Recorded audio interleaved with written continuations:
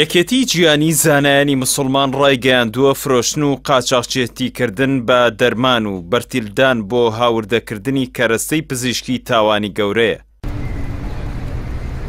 ئەمەش لە کاتێکدا بەپێی راپۆرتی پەیمانگایەکی بەریتانی گەندەڵی زۆر گەورە لە بواری دەرمان لە عێراق و هەرێمی کوردستاندایە و تەنها یەک لە سەر 3 و دەرمانی لە دەرمانخانەکاندان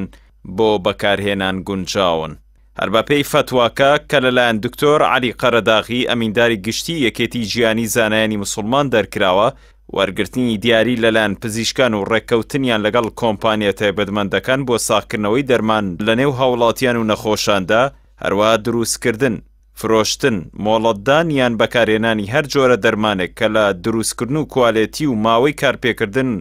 بەرواری بەسەرچوونی و هاوشێوەکانیدا ساختەکاری کرابێت لە ئیسلامدا حرام و یاساغ کراوە. قەرەداغی دەژڵێت شتێکی ڕوونە کە ساختەکاری لە گوناهە گەورەکانە، ساختەکاریش لە دەرماندا زیاتر حرامە و گەورەترین تاوانە، چونکە پەیوەندی بە تەندروستی مرۆڤەوە هەیە. قۆستنەوەی هەل و قۆڕخکاریش لە پێویستیەکانی خەڵکیدا بە تایبەت بوارەکانی تەندروستی و دەرمان و خۆراکدا حرامە، بە ئاسێکە کە پێغەمبەری خوا صلی الله علیه وسلم نەفرەتی لە کەسی قۆڕخکار کردووە. لەلایەکی دیکەوە دکتۆر عەلی قەرەداغی ئاماژەی بەوە داوە ڕێککەوتن و پێدانی دیاری مادی و ئۆفەری گەشتکردن لەلایەن کۆمپانیەکانی دەرمانەوە بۆ پزیشکان و دەرمانسازان لە پێناو ساکنەوەی دەرماندا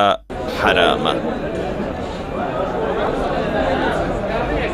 ڕاگەیاندنی ئەم فتوایش لە کاتێکدا پێشتر پەیمانگایەکی بەریتانی کە تایبەتمەندە لە بواری توێژینەوەی تەندروستی و چاودێری ئەو بوارە ئاشکرای کردووە کە گەندەڵی و قۆڕخکاری و ساختەکارێکی بازنەیی یەک لە دوای یەک لە بواری کەرتی دەرمان و هاوردەکردنیدا لە عێراق و هەرێمی کوردستاندا هەیە و ئەوەش حیزب و هێزە سیاسیەکان و میلیشیا چەکدارەکانی لە پشتەوەیە. پەیمانگاکە ڕاشی گەیاندووە حیزب و هێزە میلیشیاکان ساڵانە 5 تا 7 ملیار دۆلار قازانج لە قاچاقچێتیکردن بە دەرمانەوە دەکەن و ئەو دەرمانەشی کە دەگاتە دەستی نەخۆش تەنها 30% گونجاوە بۆ بەکارهێنان و باقی دەرمانەکانی دیکە یان ساختن یاخود بەسەر چوون.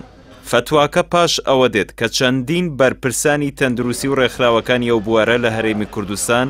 باسییان لە بوونی دەرمانی خراپ و قاچاقچێتی گەورە لەو بوارەدا کردەوە. هەروەها بە ئاشکرا زۆرێک لە دکتۆرەکان لەگەڵ دەرمانخانە و تاقیگەکان شەریکن و نەخۆش ناچار دەکەن بچنە و دەرمانخانانەی کە خۆیان بۆیان دیاری دەکەن.